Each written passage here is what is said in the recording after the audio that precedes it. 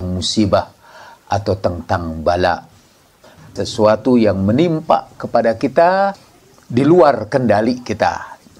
Musibah itu hubungannya dengan kebenaran.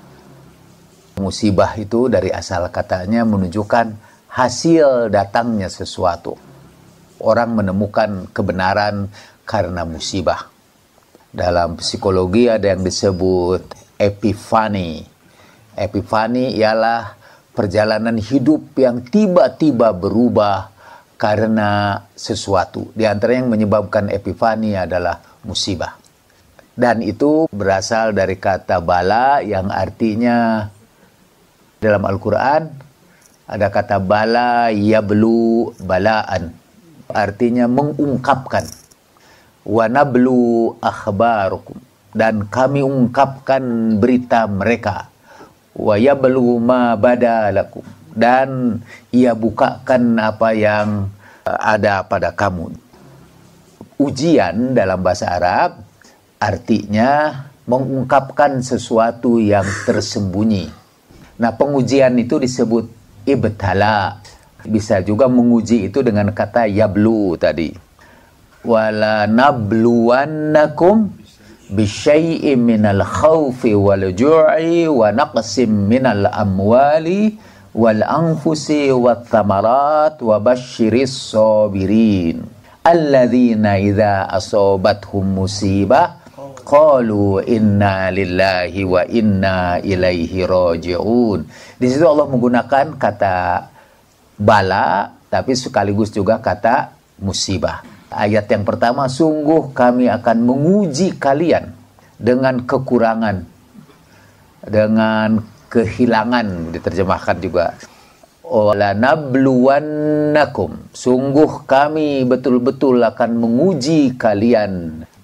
Naqsim minal amwal, kekurangan harta atau kehilangan harta. Wa naqsim minal amwali wal anfus, juga kehilangan diri. Kata para ahli tafsir, itu bisa kita kehilangan sahabat, keluarga, saudara karena meninggal dunia. Atau naqsim minal anfus itu termasuk kekurangan di dalam diri kita. Diri kita juga akan mengalami kekurangan-kekurangan. Malah itu disebutkan oleh Imam Ali. Salah satu di antara kekurangan diri kita ialah misalnya yang tadinya kita ini sehat walafiat, kokoh kuat pada masa muda, menjelang masa tua mulai tumbuh berbagai penyakit. Semua orang akan mengalami kekurangan minan nafas. Dari diri kita juga akan mengalami kekurangan. Dan itu menjadi ujian. Kekurangan dalam diri kita, kadang-kadang kekurangan kita secara kognitif. Ingatan kita mulai terganggu. Orang yang menderita Alzheimer, malah ingatannya hilang sama sekali. Orang kalau sudah Alzheimer itu, kita ajak ngomong sebentar. Yang dulu-dulu dia hafal, tapi yang barusan itu lupa. Jadi kalau kita bertemu dengan orang yang menderita Alzheimer, ngobrol-ngobrol, kemudian kita pergi permisi dulu mau ke jabat, balik lagi, dia lupa siapa kita itu. Tapi kalau ingatan dengan masa lalu, dia ingat betul. Nah, itu kekurangan kita secara kognitif.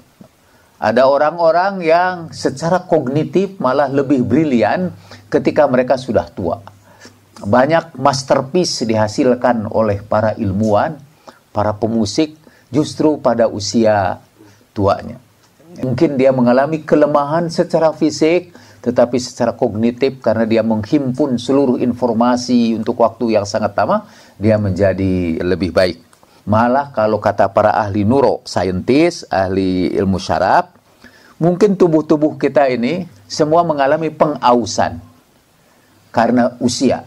Usia mempengaruhi pengausan, jadi tangan kita menjadi lebih lemah, tubuh kita menjadi lebih lemah, seluruh anggota badan kita menjadi lemah, kecuali otak.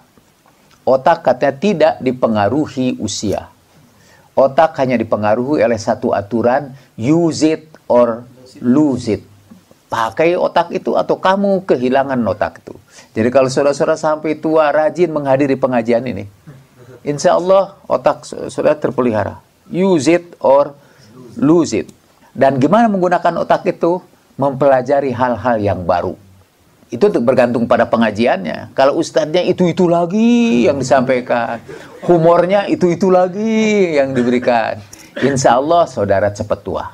Tapi kalau kita selalu menghadapi hal-hal yang baru, kita insya Allah akan menggunakan otak itu sebaik-baiknya. Kembali lagi kepada ujian. Wa naqsi minal amwal wal anfusi wath thamarat. Sebagian ada yang mengatakan kekurangan samarot itu ialah tanam-tanaman yang juga di luar kendali kita. Tiba-tiba ada hama, tiba-tiba kebanjiran, sehingga tanam-tanaman kita mengalami kerusakan. Itu disebut samarot dalam arti sebenarnya. Setiap ayat Al-Quran itu ada arti yang sebenarnya, ada arti yang lebih dalam lagi, sampai kepada 7 kedalaman. Di dalamnya ada yang lebih dalam lagi.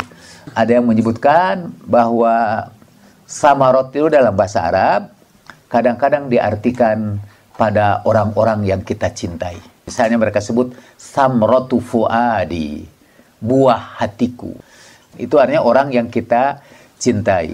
Saya tidak tahu apakah orang Arab mengambil dari kamus bahasa Indonesia sampai ada samratu fuadi, tapi lebih besar kemungkinan bahasa Indonesia mengambil dari bahasa Arab.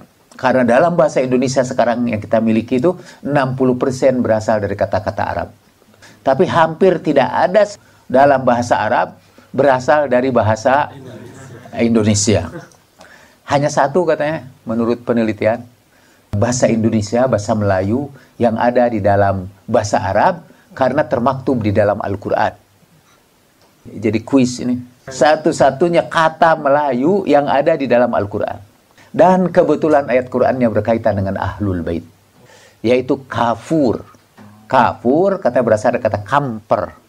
Cuma orang Arab mengubah kata kamper ini menjadi kafur. Itu dalam ayat Inna a'tadna lil kafirina salasila wa aghlala wa sa'ira. Innal abrara yashrabuna min ka'sin kana mizajuha kafuro. Itu jelas bukan dari bahasa Arab. Karena dalam bahasa Arab kafuro itu mestinya asal katanya kafaro, yaitu kafir.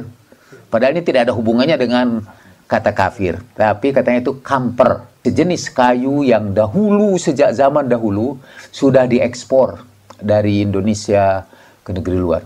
Pembicaranya biar kita serahkan pada ahli bahasa. Ungkapan samarot fuadi berasal dari bahasa Arab memang. Artinya buah hati.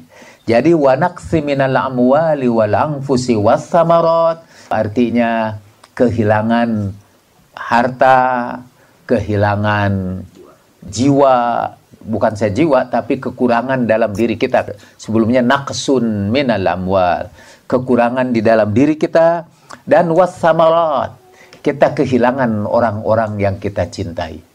Itu bukan hanya keluarga, bukan hanya anak-anak yang menjadi buah hati kita, itu bisa banyak orang-orang yang kehilangan buah hati mereka. Itu termasuk ujian dari Allah Subhanahu wa ta'ala ya. Wa basyiris sabirin, dan bahagiakanlah orang-orang yang sabar.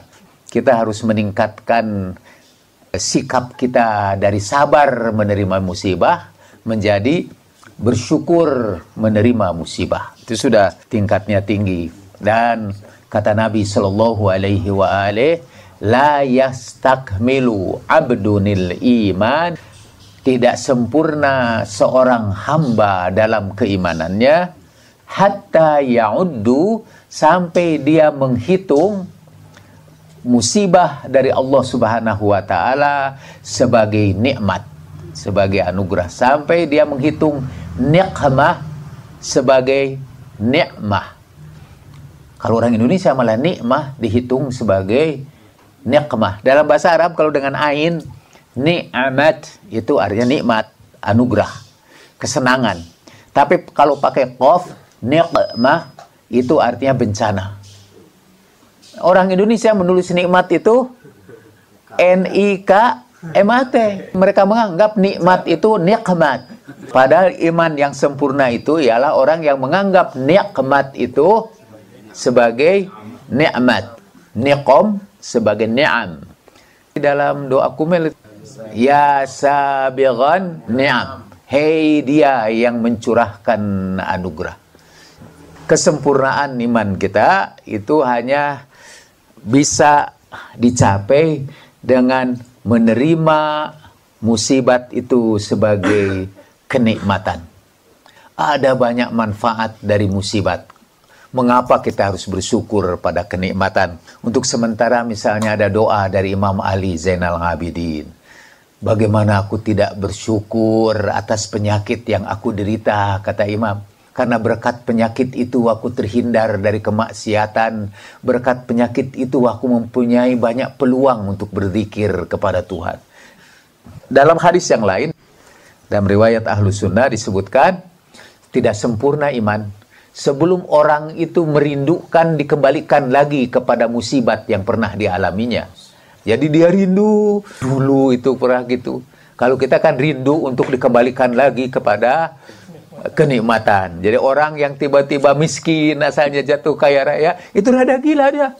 Karena dia merindukan, ingin memperoleh kekayaannya yang hilang gitu. Nah, ini seorang mukmin yang sempurna imannya itu merindukan untuk kembali lagi musibat yang pernah dialaminya. Tingkat yang paling tinggi ialah kita sudah bersyukur atas musibat yang kita derita.